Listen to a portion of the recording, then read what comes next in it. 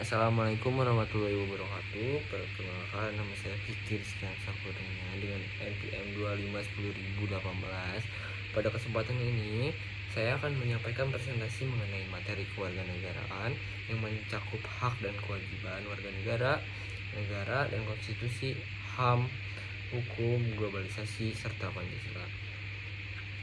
Pertama, pengertian dan tujuan pendidikan kewarganegaraan. Pendidikan kewarganegaraan adalah upaya untuk membentuk warga negara yang memahami hak dan kewajibannya serta memiliki sikap cinta tanah air.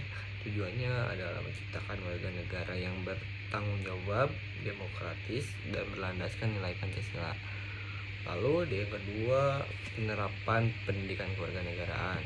Contohnya dapat kita lihat dalam kehidupan sehari-hari seperti menaati peraturan, menghargai pendapat orang lain, serta ikut menjaga ketertiban di lingkungan masyarakat maupun kampus. Lalu ada yang ketiga, contoh hak dan kewajiban warga negara.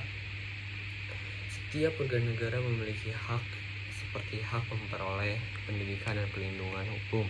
Namun di sisi lain, warga negara juga memiliki kewajiban seperti menaati hukum dan menjaga persatuan dan kesatuan bangsa. Lalu yang keempat, ada pengertian negara dan konstitusi serta konsep dan fungsi konstitusi. Negara merupakan organisasi yang memiliki kekuasaan untuk mengatur masyarakat dalam suatu wilayah, sedangkan konstitusi adalah hukum dasar negara yang berfungsi sebagai pedoman dalam penyelenggaraan negara dan sebagai pembatas kekuasaan agar tidak terjadi penyalahgunaan. Lalu ada materi tentang pengertian demokrasi. Demokrasi adalah sistem pemerintahan yang menetapkan rakyat sebagai kekuasaan tertinggi. Dalam demokrasi, rakyat memiliki hak untuk menyampaikan pendapat dan ikut serta dalam pengambilan keputusan. Lalu ada pengertian kedaulatan. Kedaulatan adalah kekuasaan tertinggi suatu negara yang tidak dapat dipengaruhi atau dicampuri oleh negara lain. Kedaulatan menunjukkan bahwa negara memiliki wewenang penuh dalam mengatur urusan dalam dan luar negeri. Lalu ada pengertian HAM dan reformasi. Hak asasi manusia adalah hak dasar yang melekat pada setiap manusia sejak lahir. Reformasi merupakan perubahan dasar dalam sistem pemerintahan untuk menciptakan kehidupan yang lebih demokratis dan menjunjung tinggi HAM. Contohnya dalam meningkatkannya kebebasan berpendapat setelah reformasi tahun 1998. Lalu ada contoh HAM dalam pasal Undang-Undang Dasar 1945. Salah satu contoh terdapat dalam pasal 28A Undang-Undang Dasar 1945 yang menyatakan bahwa setiap orang berhak untuk hidup dan mempertahankan kehidupannya. Kesembilan, ada contoh penerapan dan pelanggaran hak. Contoh penerapan HAM adalah persamaan setiap hak setiap warga negara di hadapan umum, sedangkan contoh pelanggaran HAM adalah tindakan diskriminasi terhadap kelompok tertentu. Lalu ada pengertian serta fungsi dan tujuan hukum. Hukum adalah aturan yang mengikat dan bersifat memaksa. Tujuan hukum adalah menciptakan ketertiban, keadilan, serta kepastian hukum dalam masyarakat.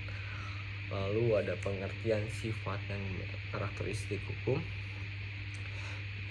Hukum memiliki sifat mengikat dan memaksa serta karakteristik adanya sanksi bagi siapa saja yang melanggarnya. Lalu ada pengertian ciri dan dampak globalisasi. Globalisasi adalah proses masuknya pengaruh global ke suatu negara. Ciri globalisasi adalah kemajuan teknologi dan komunikasi. Dampaknya juga, dampak positifnya itu ada mempermudah akses informasi, sedangkan dampak negatifnya dapat melunturkan nilai-nilai budaya lokal. Lalu ada pengertian fungsi dan peran Pancasila. Pancasila merupakan dasar negara dan pandangan hidup bangsa Indonesia. Pancasila berfungsi sebagai pedoman dalam bersikap, berpikir, dan bertindak serta sebagai pemersatu bangsa dalam kehidupan berbangsa. Sebagai penutup, dapat disimpulkan bahwa seluruh materi kewarganegaraan ini saling berkaitan dan bertujuan membentuk warga negara yang sadar akan hak dan kewajibannya serta berperilaku sesuai dengan nilai-nilai Pancasila. Demikian presentasi yang dapat saya sampaikan. Terima kasih atas perhatiannya. Mohon maaf jika ada kata yang kurang berkenan. Wassalamualaikum warahmatullahi wabarakatuh.